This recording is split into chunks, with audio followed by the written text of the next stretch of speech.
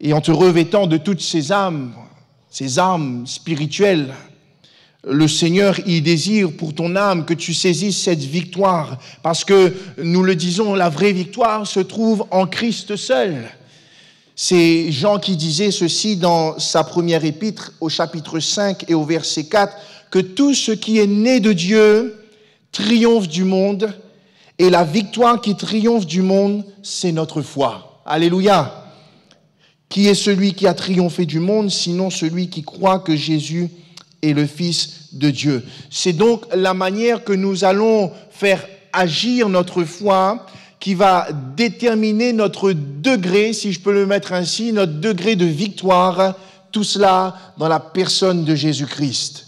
Tu pourras essayer par toi-même, tu pourras essayer de lutter, de te débattre comme tu veux, mais tu vas t'épuiser, tu vas te faire du mal. Et en relisant ce que l'apôtre Paul lui-même va dire comme enseignement aux Éphésiens dans le chapitre 6 au verset 12, nous comprenons que nous n'avons pas à lutter contre la chair et le sang, mais contre les dominations, contre les autorités, contre les princes des ténèbres de ce monde, contre les esprits méchants dans les lieux célestes. Et il dit, c'est pourquoi prenez non pas une moitié, mais toutes les armes de Dieu, afin de pouvoir résister dans le mauvais jour et tenir ferme après avoir tout surmonté. Tenez donc ferme. Il est parlé de résistance. Et il dit, ayez à vos reins la vérité pour ceinture. Ça, on a vu dans les quelques vendredis que la vérité doit être imprégnée dans nos cœurs. Sinon, nous allons être déséquilibrés dans notre foi. Quant à notre statut de soldat, revêtez-vous de la cuirasse de la justice. On a dit qu'il n'est pas question de se prouver quelque chose, de ne pas non plus faire sa propre justice, comme si par nos propres moyens, on pourrait arranger les choses, mais on a marqué la nécessité de laisser le Seigneur s'en occuper puisqu'il est le juste juge. Il est parlé aussi de mettre pour chaussure à vos pieds le zèle que donne l'évangile de paix. C'est ce que nous avons vu dernièrement, avoir la nécessité d'être bien dans nos chaussures, d'être droit dans nos bottes, si je peux le mettre ainsi. Et ce zèle, c'est notre ardeur pour le Seigneur, notre vigueur pour le Seigneur, notre engouement pour Dieu et pour son œuvre. Nous ne devons pas être, et nous l'avons noté, remplis de paresse. Nous ne devons pas, là encore, être toujours un peu comme le prophète Élie qui, à un moment donné de sa vie, avait perdu son zèle au point qu'il mourut en se brisant la nuque. Lui, il n'était pas en paix. Mais je prie ce soir que la paix de Dieu qui surpasse toute intelligence garde chacun de nos cœurs et nos pensées en Jésus-Christ. Alléluia. Prenez par-dessus tout cela, et c'est mon propos de ce soir, la pensée, le bouclier de la foi, avec lequel vous pourrez éteindre tous les traits enflammés du malin. Paul, il nous parle de la foi comme bouclier pour notre vie. C'est cette arme défensive portée au bras des soldats de l'époque pour parer tous les jets, pour parer tous les coups. Et à l'époque, on s'en servait à cause des coups d'épée ou de lance qui pouvaient atteindre le soldat. Oh, ce n'était pas le petit bouclier comme on a l'habitude de le voir dans quelques films ou dessins animés, mais il représentait comme une grande visière derrière lequel on pouvait encore se cacher. Et d'ailleurs, ce grand bouclier couvert de cuir pouvait être plongé dans l'eau et utilisé pour éteindre les flèches enflammées de l'adversaire. Et quand on lit cela comme cela, on a l'impression que l'apôtre Paul, il considère le bouclier comme une arme principale, comme si celle-ci, elle pouvait surpasser la ceinture, la cuirasse et la chaussure. Mais en réalité, par cette expression, prenez par-dessus tout cela, nous avons affaire à son positionnement. Car le bouclier, vous le savez, c'est l'arme qui est au-devant, qui est celle qui va d'abord prendre le choc, si je peux le mettre ainsi. Elle est mise en avant. Pour aller au combat, le soldat, il doit se saisir de cette grande protection. Et fait très intéressant, c'est que parfois, d'ailleurs, nous le voyons chez nos amis les forces de l'ordre, ils vont former une certaine barrière bien serrée, tous ensemble, pour consolider, et bien encore les attaques, pour pouvoir avancer contre l'ennemi. Et c'est comme ça qu'ils vont pouvoir faire pas après pas, progrès après progrès. Aussi, protéger ceux qui sont les plus faibles derrière eux.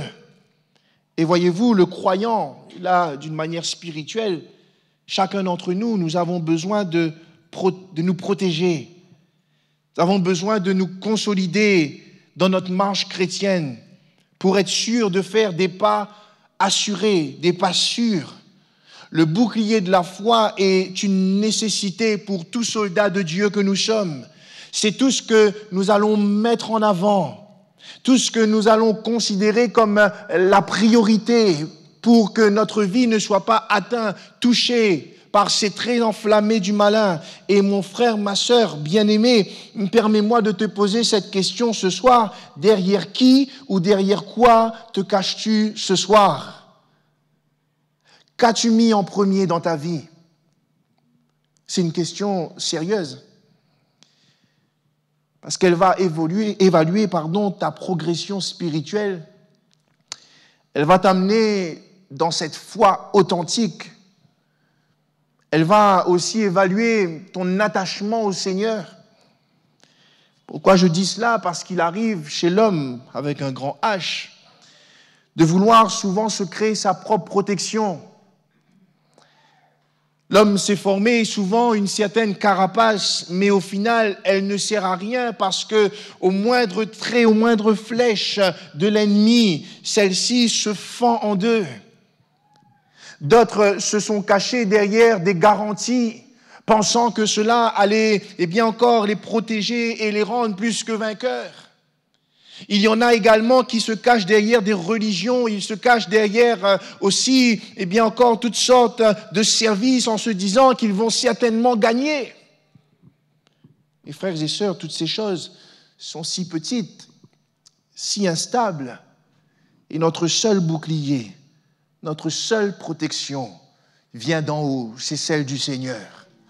La Bible nous dit, dans le chapitre 3 du psaume, au verset 3, « Mais toi, ô Éternel, tu es mon bouclier, tu es ma gloire, et tu relèves ma tête. » Le psalmiste le dit dans un autre chapitre, « Mon bouclier est en Dieu, qui sauve ceux dont le cœur est droit. » Dans une autre partie, il est dit, « Il est un bouclier pour tous ceux qui se confient en lui. » Alléluia. Tu veux être protégé, tu veux être gardé, tu veux là encore recevoir le refuge de Dieu, confie-toi en l'Éternel. Alléluia.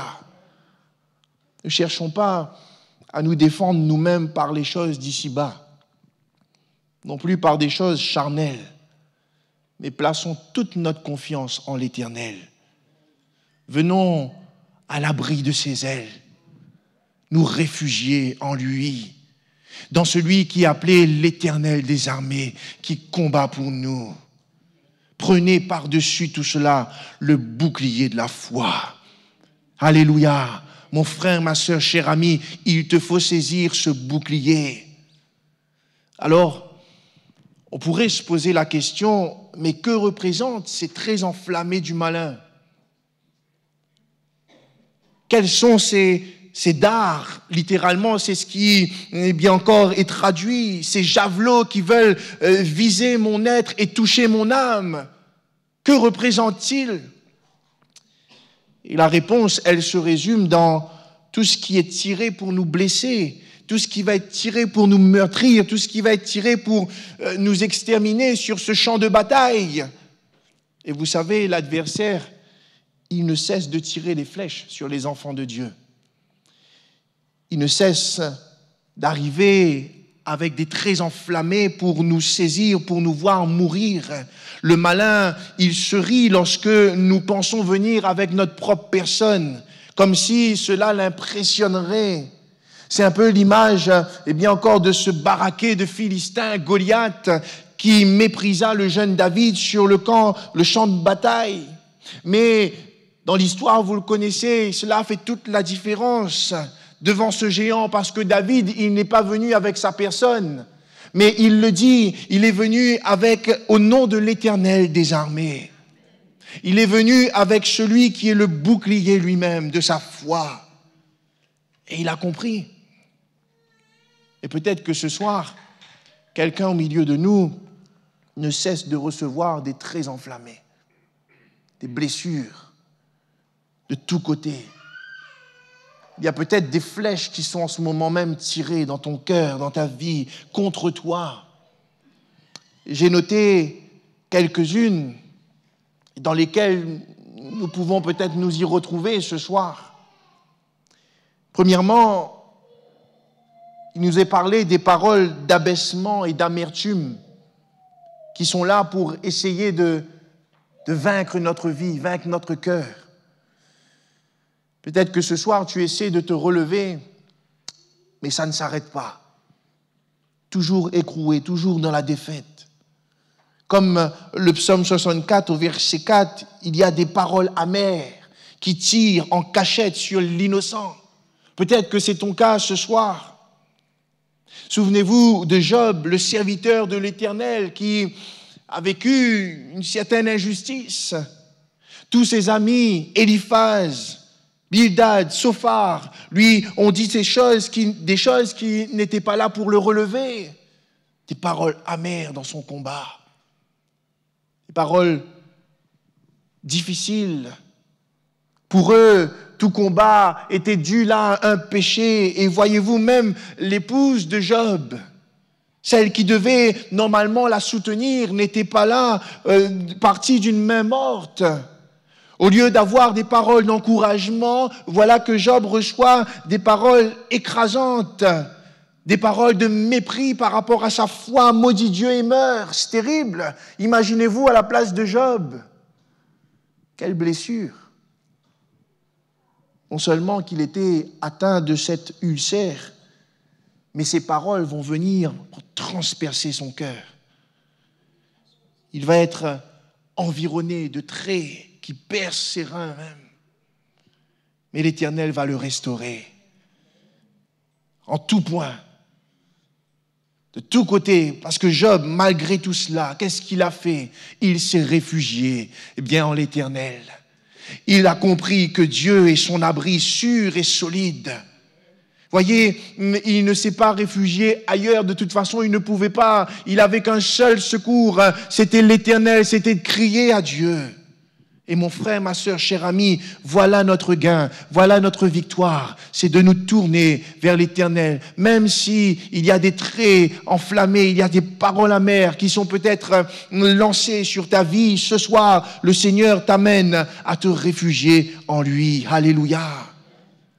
Parce que lui, il ne te méprise pas. Lui, il ne te dédaigne pas. La Bible nous dit qu'il guérit la plaie de ses coups. Il bande la blessure de son peuple. Et si tu es blessé ce soir, Jésus peut te guérir dans ton cœur. On peut connaître également, deuxièmement, des trahisons, des déceptions, de la part de l'homme.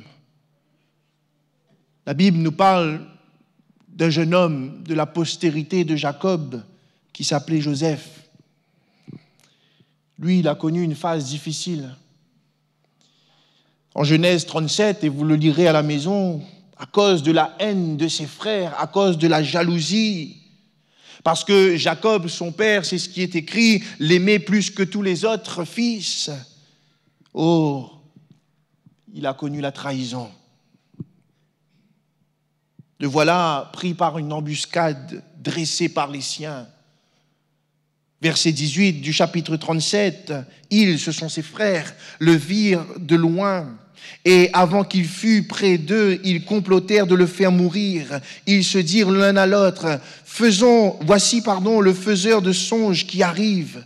Venez maintenant, tuons-le et jetons-le dans une des citernes. Nous dirons qu'une bête féroce l'a dévoré et nous verrons ce que deviendront ces songes. Et vous lirez la suite chez vous.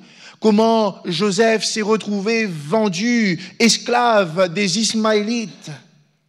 C'était loin d'être une partie de plaisir pour lui. Trahison, déception, très enflammés,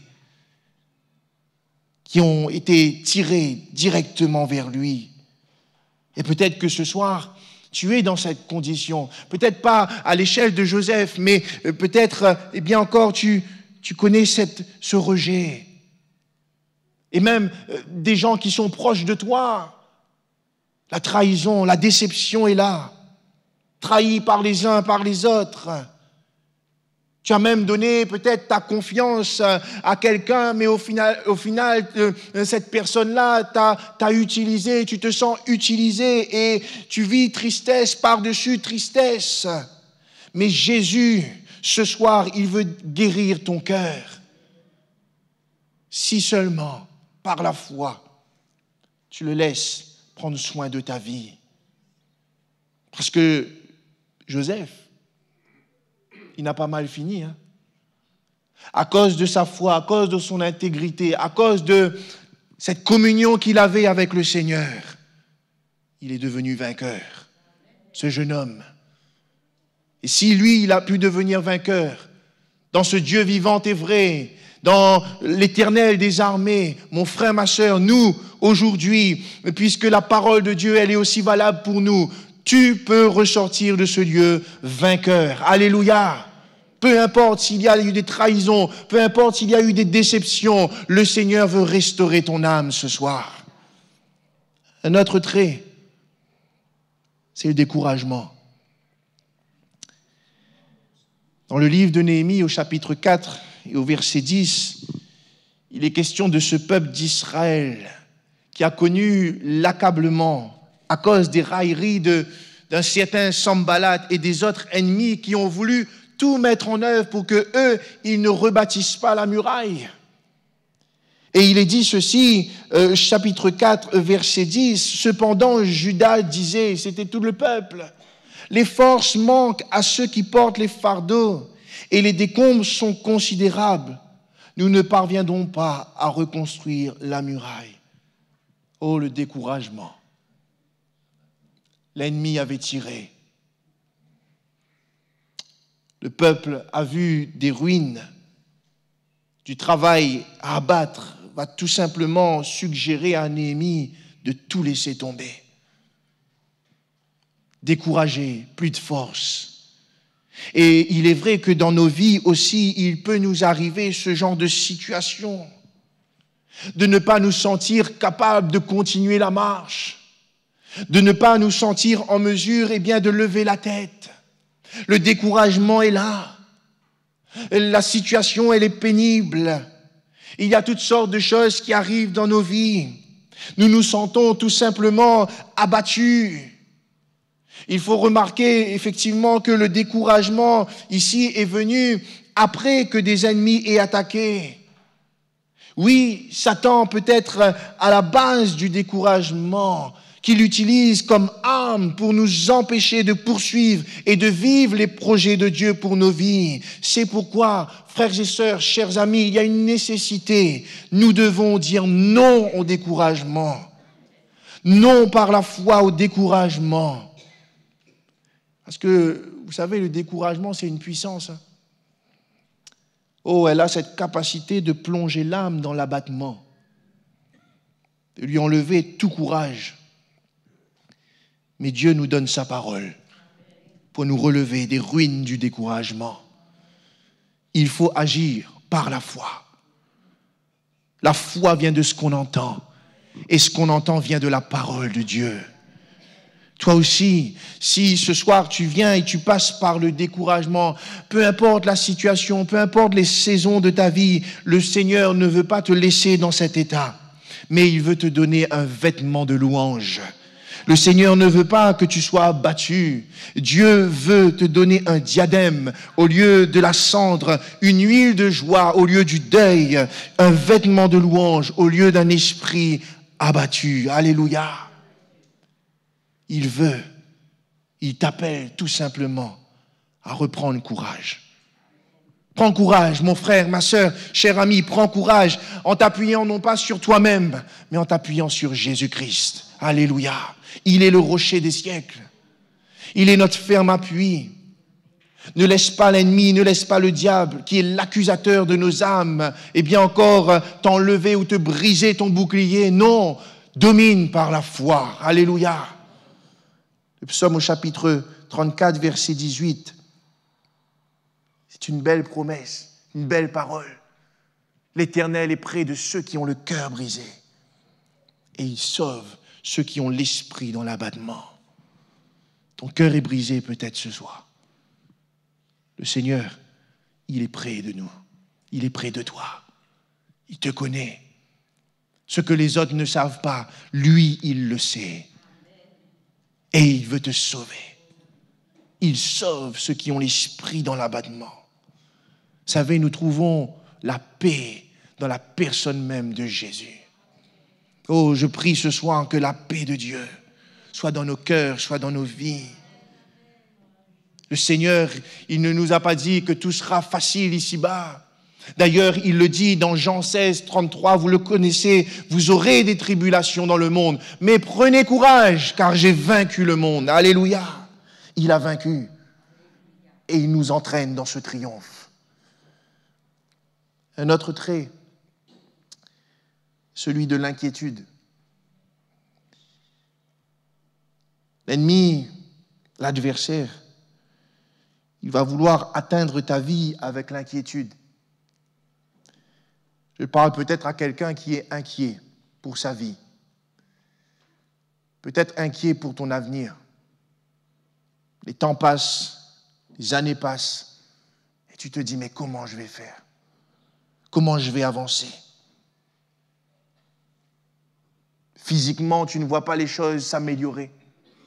Peut-être même qu'elles vont de mal en pis, au vu de certaines circonstances incertaines.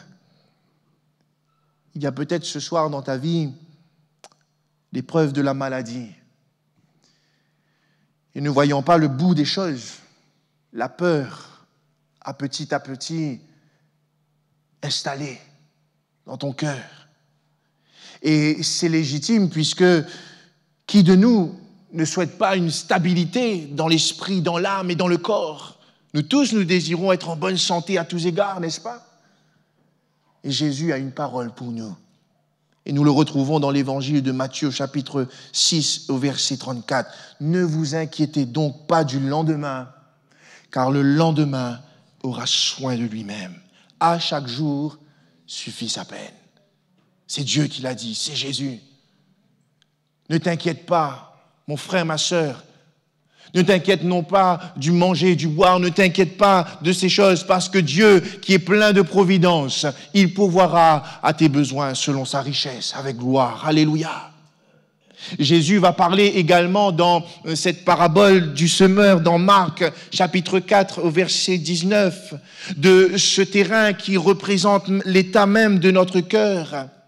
Et il va dire quelque part, lorsque nous sommes dans l'inquiétude, nous ressemblons à ce terrain plein d'épines qui reçoit la semence entendant la parole de Dieu, mais en qui les soucis du siècle, la séduction des richesses et l'invasion des autres convoitises étouffent la parole et la rendent infructueuse.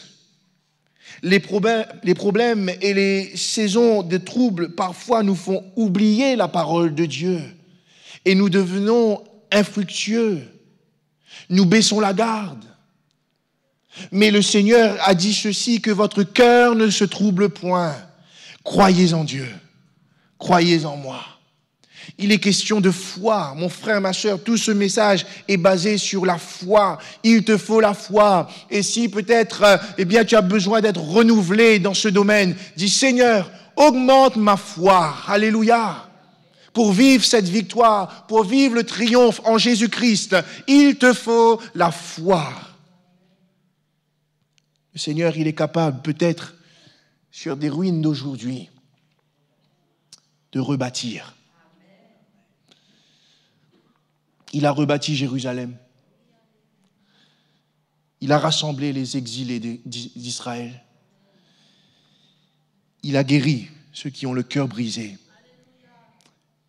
Et il a pansé leurs blessures. Si ce Dieu d'Israël l'a fait, et que le psalmiste l'a mis dans ce psaume 147, Dieu qui est riche en miséricorde et qui ne change pas, il peut le faire pour toi individuellement ce soir. Alléluia. Voilà la richesse de la parole de Dieu. Voilà encore toute l'essence même de la personne de Jésus. Le Seigneur lui-même, Jésus l'a dit, le Saint-Esprit sur moi. L'Esprit du Seigneur est sur moi, car il m'a oint pour annoncer une bonne nouvelle. Et il y a une bonne nouvelle dans la parole de Dieu, c'est que Jésus veut te rendre vainqueur. Alléluia. Il ne désire pas que tu restes toujours dans la défaite. Il ne désire pas que ton couple soit toujours dans des difficultés. Il ne désire pas que toi-même, dans ta vie, tu sois toujours dans l'inquiétude, dans le découragement. Non, le Seigneur, il t'amène à aller plus loin et à triompher. Alléluia. Même si l'ennemi voudrait te faire croire le contraire, même si le diable utiliserait même la parole de Dieu et voudrait te faire croire encore des choses autrement. Regardez Jésus, lorsqu'il fut poussé par l'Esprit dans le désert, le tentateur, il a bien essayé par des paroles. Et si nous, enfants de Dieu, nous sommes tentés, vous savez, je le mets ainsi, c'est normal. Puisque le serviteur, il ne peut pas être plus que son maître. Et le Seigneur, il nous donne sa parole. Et ce soir, ce n'est pas la parole d'un homme, ce n'est pas la parole de Julien, c'est la parole de Dieu. Nous croyons que toute écriture est inspirée de Dieu et qui peut nous enseigner, nous corriger, nous donner cet épanouissement spirituel dont nous avons besoin. Et toi, peut-être ce soir, qui viendrais pour là ou les premières fois, le Seigneur t'appelle à vivre ce triomphe, mais il te faut donner ton cœur au Seigneur. La foi. Il n'y a pas besoin de grandes méthodes, il n'y a pas besoin de grands, de grands cinémas pour donner son cœur au Seigneur. Il te faut simplement la foi. Jésus n'est pas dans tout ce qui va te taper à l'œil. Jésus n'est pas dans ces choses. Ce qu'il veut, c'est notre cœur. Et ce soir, mon frère, ma sœur, j'aimerais qu'on puisse prier. Dieu, dans son amour, il veut nous préserver des manœuvres du diable. J'inviterai les musiciens à s'approcher. Et nous restons les yeux fermés, courbés. Je crois que le Seigneur, ce soir, il veut nous rendre vainqueurs. Il est capable de le faire.